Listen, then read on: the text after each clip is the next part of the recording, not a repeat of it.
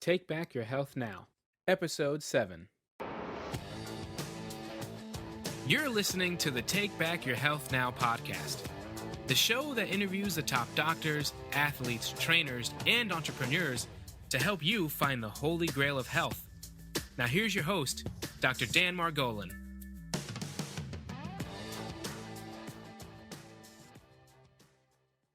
All right, this is Dr. Dan Margolin with another segment of Take Back Your Health Now, where we pull out all the stops in search of the holy grail of health. Today's guest, we're real excited to meet Mr. Kale Panoho. Kale is a digital marketer, personal trainer, and growth hacker in the startup and health industry. After leaving his role in a rapidly growing startup, he has merged his sales and management experience to launch a shared business, Central Fitness, graduating from Otago Polytechnic in exercise prescription and currently studying biochemistry at the University of Otago. He is using these experiences to consult with startups and clients in the health and fitness space. Kale, welcome to the show, sir. Thank you very much for having me. It's a real pleasure. No, it's awesome, man. That was a mouthful. You are doing so many things, my friend. So, So just briefly describe, I gave you that intro. Briefly describe your own intro, if you would, and what you do and how you started doing it. Yeah, of course. So I think I'm 26 now, actually. So I came out of high school and unsure of what I was doing. I just had a large focus on sport, and I knew I enjoyed helping people with that. And so I headed down the road of personal training. So I spent 2 years in Polytechnic and really developed the sort of love for health, fitness, and anything to do with sort of training and exercise prescription. And obviously from that there developed my interest in a little bit of the further studies such as biochemistry, because it's a lot to do with nutrition. Right. And also helping people create the sort of habits around that. And From there, I opened my first business. It's a gym called Central Fitness, and it's in a small sort of rural place here in New Zealand. Wow. And from here, I've been spending a bit of time obviously working with other consultants, startups on how to do the same thing, and also helping and training clients still now as well. Well, you've got a diverse background here, right? With the biochemistry, the nutrition. We're definitely going to go into that a little bit because, again, the show is about looking for the holy grail of health. And so one of the questions I have for you just sort of out of the gate is, you look at modern medicine, right? And I just wonder how do you feel modern medicine adjusts from being a reactive industry to a preventative industry, right? It seems like a lot of modern medicine is like, let's handle somebody once they're already sick. But how do we change that around? Yeah, of course. And I think this is something that a lot of GPs, physicians are aware of, and they know that they get people at that end stage. So if you get someone coming in with diabetes and they've got diabetic nephropathy, you're looking at the end stage of something that could have been prevented a long time ago. And with the burden of chronic disease at the moment, we've got such a huge amount of things basically around metabolic syndrome, type 2 diabetes, and obviously with obesity itself. So I think the sort of transition and what I would love to see is that there's a more promotion at the top of the cliff as opposed to at the bottom of the cliff. And by starting that movement there in terms of saying, look, we know you're starting to see you're getting overweight, you've got some issues coming up with your health. What we want to do is work in a collective. And what I mean by that is working with other people in other industries. So personal trainers, and in terms of getting people around that to qualify and give health back to people, and educating people on actually how they need to move properly, but also some really basic things around nutrition, when they should eat, what they should eat. And instead of complicating it, I think what we need to do as a collective health industry is work together to show people, one, it's easy to educate yourself about your health, and it's a lot of information on how to do it. And two, obviously getting people to collaboratively recognize that they should start early as opposed to going and seeing the doctor later when there's a huge problem. Well, years ago, I met a trainer, and he said to me, Dan, when you're younger, you can spend the time working out, or when you're older, you can spend that same time in the doctor's office. Same time, your choice. And it stuck with me. I said, wow, that's pretty true. So, you talked a little bit about, like, when do you eat? What do you eat? Like, just how, like, what would you tell somebody? Like, when do you eat? What do you eat? Like, when do you work out? Or I could throw a million questions at you, but, like, before, actually, let me come back to those questions in 1 second. At what age do you think people should really start to be cognizant of working out, their health, and those kind of things? Yeah, look, it's a broad question, but I think as soon as you become responsible for your own health, and as you head into your sort of teenage years, later teenage years, that sort of 16 to 20 space, you want to really start just even giving yourself a basic education of what makes you feel good Hmm. in terms of your overall health, and to the habits that you can pick up and form for the rest of your life around the type of foods you should eat, the type of activities you should be doing, and the sort of habits to avoid: sitting too much, obviously being sedentary, binge eating, those type of things there. So I think for me, I would say that if you can start educating yourself in those sort of late to early teen years, that would be the best bet. And I have to say, I'm a little embarrassed. My daughter's 8 years old, and we sort of introduced her to chocolate about 3 or 4 years ago. And my God, she's like she won't eat anything but chocolate. So, so when you look at somebody in their teens and they start becoming more aware of their health and their Mm, nutrition, I know again it's a fairly broad question, but how would you define healthy eating? Like what you wake up in mm. the morning, like are you eating like vegetables? Are you eating meats? Are you like what would you define as a healthy lifestyle as far as nutrition? Yeah, it's a really good question because, I mean, at the moment, it's really, really easy to sort of confuse yourself by the amount of information out there. But I guess the basic sort of beginning block is have some type of easy to eat cereal that's one, low in sugar, and has a moderate amount of carbohydrates, fat, and some form of protein. And I think it's really, really simple. And when I start out with clients, or even when I'm just starting personal training with a new person, I say, look, we're only going to change one thing in what you do in your daily and dietary habits. And what we're going to look at is changing your first meal of the day. Wow. And the first meal that we get them to do is just choosing something that's convenient and easy. And whether if they're not eating, we just say, look, okay, all I want you to do for 7 days is eat this one meal. It's simple, it's really easy, and it's straightforward. And all it has to be is maybe a bowl of cereal with some milk. And as long as it's really low in sugar, then I don't mind.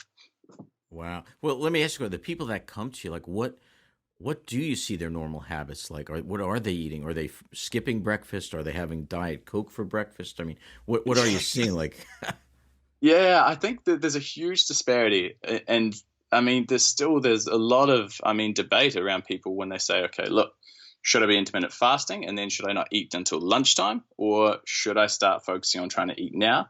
But the majority of people that come to me is, first of all, they don't eat at all, and the second one is they'll eat something that's really quick and out the door, and it's usually something that's pretty high in sugar, or they'll have some form of piece of toast and just not enough nutrients to keep them going to stop them from binging later in the day.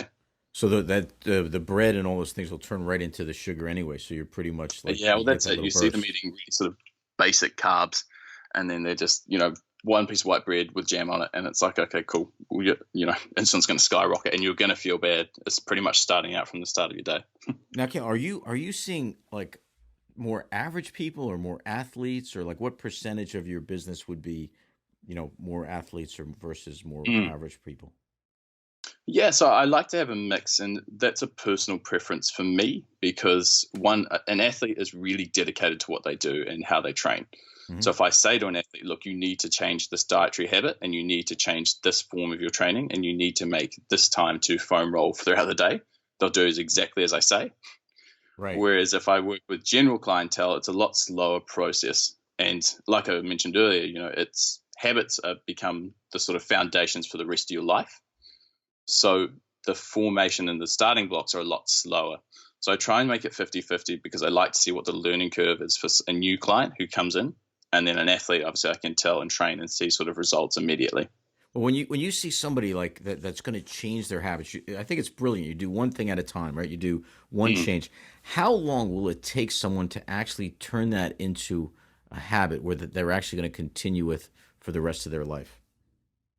Yeah. So my whole philosophy around personal training is that if I have a client who's predominantly for me or with me for some form of aesthetic or health change, I try and educate them and have them only stay with me for 12 weeks. And the reason being is that within that 12 weeks is that they should have enough education, enough habits that they could, one, teach somebody else, but also two, be able to manage their own health without me. And the reason that my clients stay on with me is that they like me and not the fact that they need me. And I think personal trainers at the moment are really focused on obviously just delivering one of the two sessions, but not delivering a holistic package. Right. Wow. That's pretty short. Well, you said something about like teaching someone so that they can teach it themselves, right? How important is that? So you get them to the point that they don't just know about it; they know it cold. Is that also part of it, right? It's part of what you're trying to do. Yeah, absolutely. That's exactly it. And so, I mean, if you teach someone, they've only got one habit to remember per week, right? So you can slowly build on this, but when you start out with a client, you need them to change one habit and consistently do that for 7 days. And I think if they're able to do that, then they'll be able to take on another task the following week. And so within 3 weeks, they've also, if I've got my clients, I'll start with breakfast, I'll start with lunch, then I'll start with dinner. Okay, and then I'll try and work on their sleep. And as you work and progress that there, what I generally tend to find is that it takes, for them to be educated, to know about it in that sort of week space, because they're just focusing on one thing at a time. But that cumulative effect is that when they come to learning the exercises, they only really need maybe 5 to 10 exercises to keep yourself healthy and exercise at the right time. And if you're looking at the average person, you split your day into percentages. You spend 33% of it asleep. And if that's got really wrong, then you're going to make a mess of the other stuff. Right. If you look at your eating, you're spending 10% of your day doing your eating, maybe 2.5 hours. But then if you look at your exercise, it's not the biggest component, because realistically, you're maybe looking at, only half an hour to an hour of your day spent exercising. Is that what you recommend to somebody like really starting out, that the half hour to an hour a day, that's what they need to actually maintain their health? Yeah, absolutely. Absolutely. And I wouldn't even say that they need that of per day. I would say when you're starting out, all you really want to be able to do is setting that half an hour to an hour 3 times a week, because all you're doing here is generating the right habits and learning how to do these things. Because once you've educated yourself, you can start using the application in different ways. Isn't that funny? I do the same thing. I started really I want to train for either a half marathon or a marathon over the next year or so. So I just started going to the treadmill and literally just walking on it a few months ago. And now I'm up to doing about 2 miles 5 days a week. But it started just really I had the TV on and I just gently walking on it. So I guess I was doing it the right way. Yeah. Well, you're creating the right habit and you're going about it the right way. All right, fair enough. So what do you do with somebody that comes along and they say they want help, right? They say they want to get healthy, and you start working with them and you find that there's really an adherence problem. They're really not sticking to it. Things are coming up. They're busy. How do you handle something like that? Yeah, so I guess for me, I'm very lucky and I'm in a fortunate position to sort of pick and choose my clientele. So generally, if I have a client and I'll say to them, look, you've got the first 7 days, and I will say this to all my clients before I start training with them, you have to prove to me that you have to be able to complete at least 7 days of changing one habit, and that's it.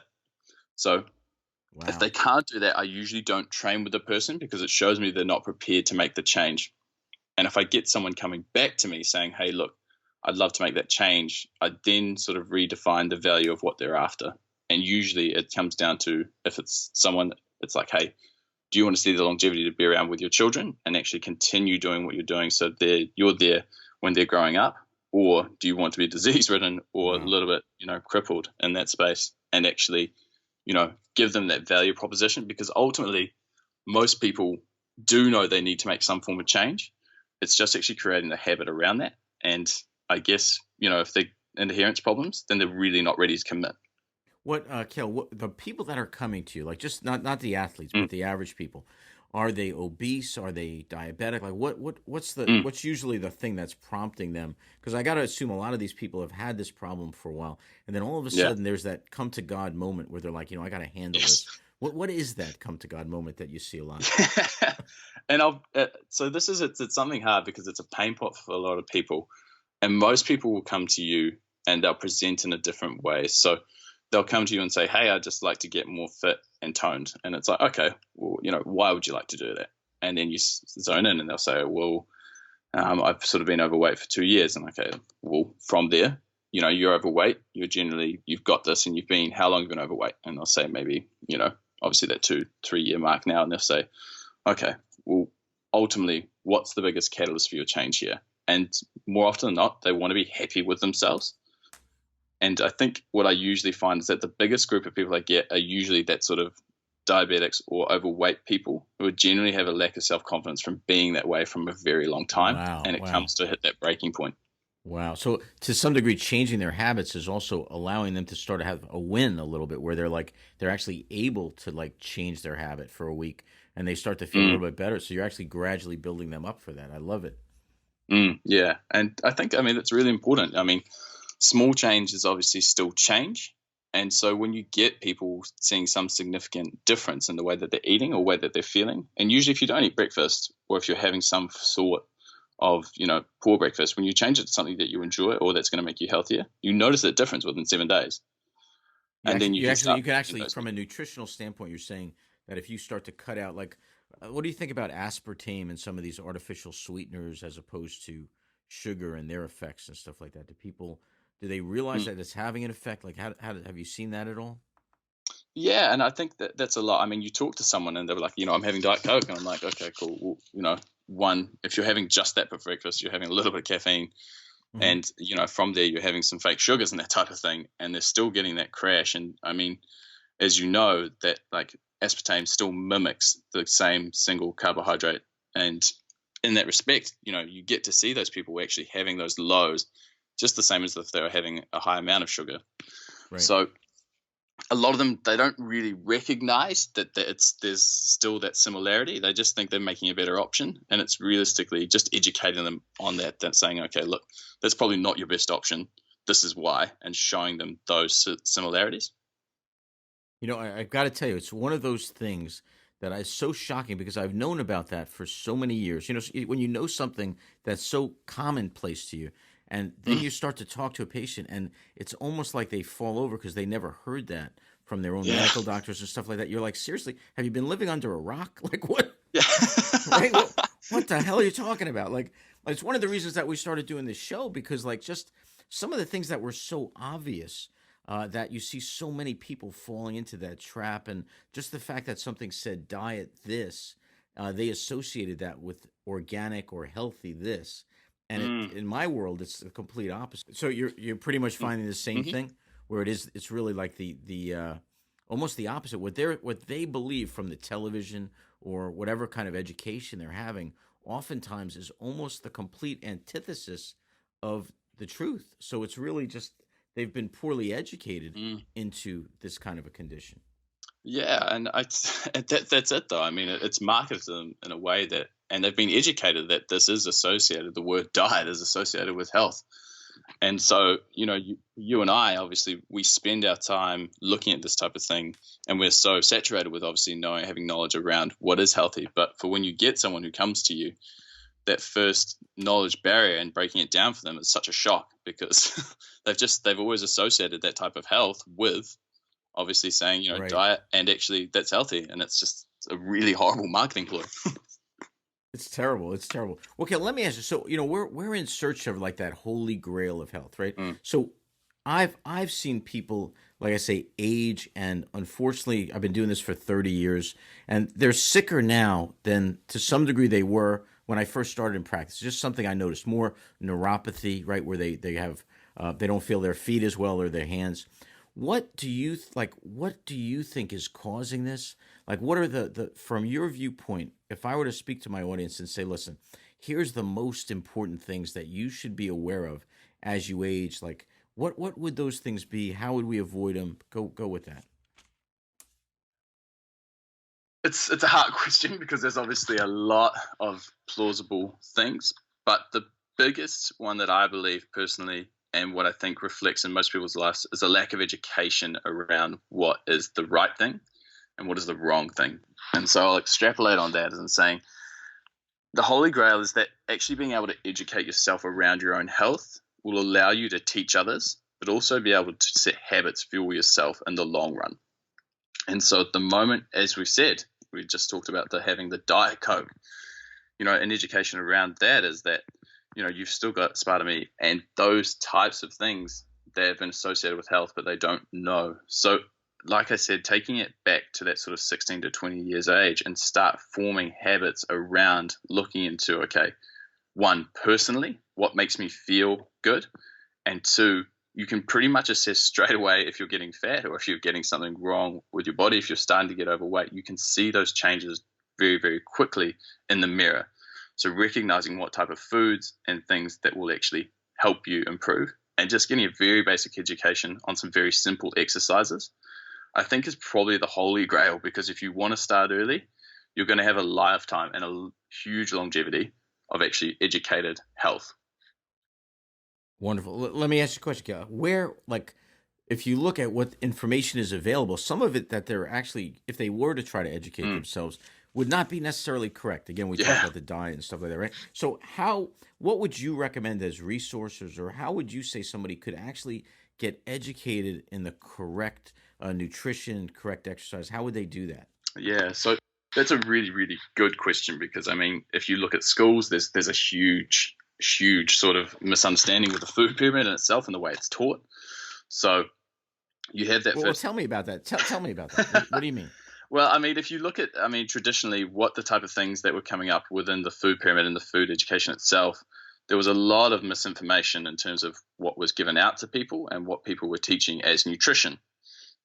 We had. Really? I didn't know this. Okay, cool. So, I mean, you're aware that the food pyramid's been sort of exchanged, I guess, from when it was first invented back in the 60s? Yes.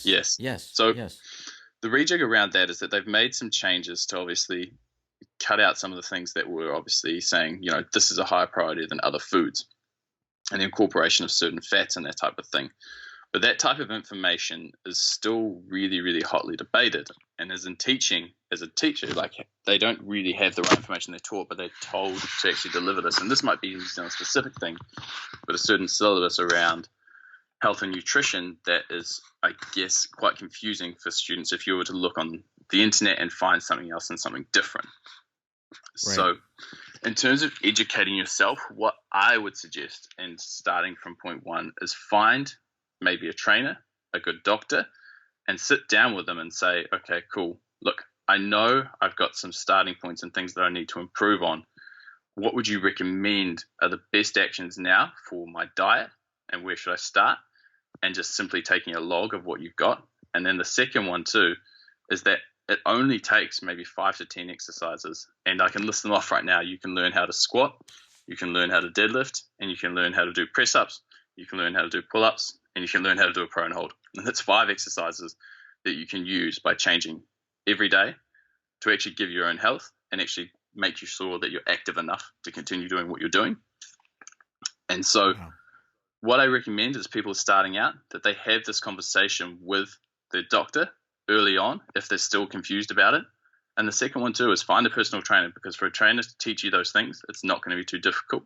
And from there, you've got the tools to look at information through a certain lens and assess whether or not, you need to add that information on. But you always have an idea of where you can go back to, and you have a starting base for your health and nutrition. Yeah, so you're saying that those 5 exercises would really be enough as a baseline, and just good nutrition, and we are on that road to the holy grail of health. Absolutely. Like, it's not a hard equation, and you can complicate it as much as you like, but that's all realistically, those simple steps is what you need to begin with. Wonderful, Kale. Hey, thank you so much for being on our show. How would listeners that want to learn more about you, find out, get in touch with you, how would they do that, sir? Yeah, of course. So look, I've got my own website, and my name's pretty unique. I mean, Kale, I'm already this first visual, so Kale. You can head over to kalepanoho.com, so PANOHO.com, and you can find me there.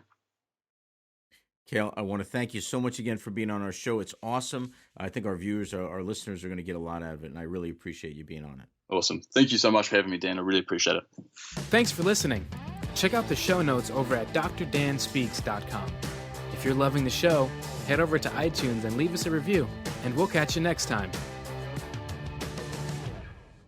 This episode is sponsored by New Jersey Foot and Ankle Center in Oredo, New Jersey. Remember, when you have a foot problem, you've got a foot doctor in the family.